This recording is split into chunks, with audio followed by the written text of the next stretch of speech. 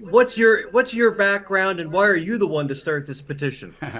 Yeah, well, my background is mostly in data analytics and data sciences and working with data in all its forms and analysis. I'm a bit of a study junkie as well.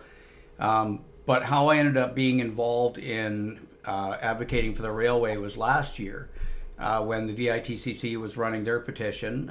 It was kind of stuck at about 1467, and an old friend from way back in the day posted that on his Facebook. We had a quick chat, and because I've got skills in web and graphic design stuff like that, I decided to help out. And we drove that petition up to 10,400 in the end. But at 5,000, I was told that the BC government actually started talking to the Island Corridor Foundation. And when it got to 6,000, the federal government came out and talked to them as well. So that petition was effective in actually getting these conversations started. Of course, 14th of March came along. Sonawa's got their land back, which is great. I actually celebrated that. In the First Nations document that the government put out, they talked about some row moves being required and stuff like that. So I'm not going to, comment on that too much. But so anyway, after that happened, though, all the advocation I was seeing around the railway just dropped off the map, and everybody's like, it's over, and I'm like, oh, it's not over. Like that, their reserve can be bypassed. There is a way to do that if that's truly what's going on there. It's going to increase the cost a lot. But I decided, the other petition wasn't a House of Commons petition. It was just a regular petition. Like, I've got a change petition running at the same time as well. But a House of Commons petition with a motion gets read in the House of Commons, and they will have to respond within 45 days to everybody that has signed the petition. So it's going to raise what's happening out here in the House of Commons to the members of Parliament.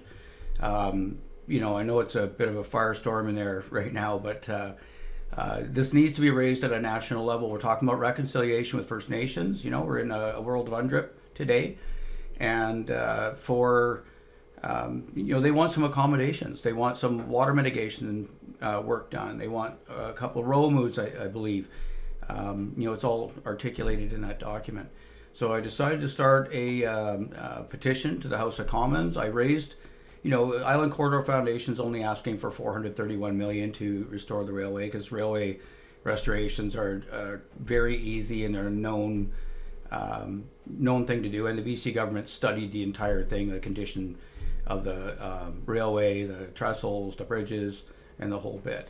So the costing is on par. They work with the Southern Rail of Vancouver Island. So there is a railway company involved in doing that. So, so I raised the amount of money on the petition because of those accommodations that are required. They're going to cost money. Like everything, no matter what else is going on around the reconciliation, the accommodations are going to cost extra money on top of the $431 million. And I wanted to kind of prove to everybody that $1 billion, for the government, they work in billion-dollar projects all the time. Last year there's a trail group going around twisting information about the viability of the railway, the potential ridership, and all that stuff. So I went through extraordinary efforts to prove them wrong in that, and I do believe I have. So on that note, just because I might try to talk to them today, just to have a bit of both sides, but what don't you like about what they say? It's not that I don't like the idea of another trail on the island, but they're constantly saying it's going to bring a bunch of tourists here for riding the island trail or whatever. We already have the Trans Canada Trail, so it's kind of, and thousands of other trails all over the island at different types of bikes, different fitness levels, and all that kind of stuff. The bottom line for me is the owner, which is Island Corridor Foundation. It's owned by the 14 First Nations it passes through. It's owned by the 5 regional districts it passes through. And they've put a case forward for rail. And, for some cyclist group to come in and say, no, let's just make it a trail. Well, They've been told over and over when they're presenting to regional districts that we're not there yet. Um, so I just, with all of that misinformation going out there, there needed to be the voice of reason and somebody actually putting it out there, what this actual railway represents. Because could you imagine the announcement that in concert with First Nations, the railway is coming back on Vancouver Island? You know, if you want to talk about a tourist draw, that would definitely be a tourist draw. But I still look at this more from the island economy and commuting needs, especially up and down the island. We've got one cancer center, you know, in Victoria. I know they're going to build another one, but um, there's other appointments and things that people need to make. And with a population that's, 26.2% of our population is 65 and over, a lot of them have mobility problems, eye problems, anxious on the roads. That creates issues on the roads for everybody else that isn't in that state. Um, and if the railway comes back, we don't have to start allocating bus lanes on our only highway artery. So what is your vision? What are you fighting for? What is the petition fighting for? I want to see the federal government come with a concerted effort to actually sit down with First Nations, listen to what they're saying, and actually maybe be a bit more giving in order to get through the process and come out with that shared vision. To me, that shared vision is still a railway. If ICF tells me one day that it's not happening, then I'll probably sell off my website to some deck restore company or something. I don't know. But at this point in time, they have a case out for rail, and so I'm keeping trying to keep Vancouver Islanders in the know, so that if they did come out with an announcement, say the rail's coming back, and all this other misinformation's been thrown around, that we don't have another museum situation where it's not popular because of misconceptions. You see passenger and freight. I do, yeah. So in the, I don't know if you've heard, but in the Salish Sea, they're going to be restricting freighters to 2 weeks only. Otherwise, they have to be redirected elsewhere. Where else are they going to go? Port Alberni's got a plan for a transshipment hub there. They've got an extensive rail system there that they could be, offloading, transferring it over to Wellcock's Yard onto C-span ferries by rail over to the mainland, where it goes to Annacis Island, and then off to the rest of the country it goes. So it would provide port relief for the Port of Vancouver even. And then the freight assessment there, they talked about an extension out to Duke Point and Nanaimo too, which is that short sea shipping hub. So You, I'm just wondering, because I'm up in Comox, do you see the full restoration of the line all the way back up to Courtney? absolutely, yeah. I think it'll start in Victoria and work its way up, because the Malahat is a nightmare, and realistically speaking, they're not going to be able to double lane that or anything in the interim. There's a lot of pushback, especially from First Nations, to that. But yeah, absolutely. Why not go all the way up to Courtney with the railway? I mean, it's a separated corridor from the highway completely. So the train can run up and down. It's got right of way. It only stops at terminals. It's a comfortable way to travel. It has bathrooms on board for those elderly people that can't go so long in between, right? Yeah, I think it would be a great idea to see passenger rail at the very least going up to Courtney. But there's also a top shelf feeds up there right beside the railway too. So I'm wondering if they would want to bring in their bulk feed that way as well. So there could be limited freight up there, but I Sure. think the bulk of it would be between ports. But your job wouldn't really be involved in all of that planning. Your job really is just to show that there's interest at Yeah, this time. yeah. I don't have any like associations or anything with anybody. I just wanted to take this from a citizen's point of view. I'm born and raised Vancouver Islander, so I want to see the island's going to develop whether we want it to or not. But people are going to move here whether we want them to or not.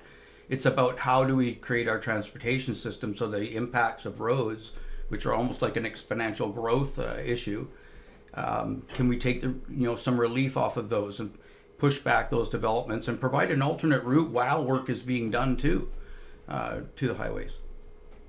Now, the province is studying it right now, is it not? And setting up working groups and all of that. So why didn't you wait until the results of that came out at least to see what where that went? You know, those working groups, I actually just found out about the working groups happening very recently. I had an interview with CBC, and they got a statement from them. But there's been really no citizen view of what is actually happening there. So as far as everybody else is concerned, or anybody's concerned, nothing's been going on since then. So from that perspective, I was like, well, there's no information coming out. There's no transparency. Nothing coming out from Modi to say this is what we're doing. So I started a petition to actually get the visibility out there, and again, like I said, to keep the misinformers at bay, and so that people can really understand what this railway could mean for the island. And the House of Commons petition that had to be endorsed, and it was endorsed by Alistair McGregor. Is That's that right? correct. Yeah. What does that mean to the whole process? I mean, you couldn't have done it without him, I guess. That's right. Yeah, you can't raise a petition to the House of Commons without the support of an MP, right, or an MLA. So I sent it to him first because I've seen that he has spoken to the railway before, and he did it very well, very clearly, and so I thought he would be a good person to do that. And he actually helped me adjust the wording even a little bit to make the reconciliation paragraph there a little bit stronger, and I appreciated that from him. So the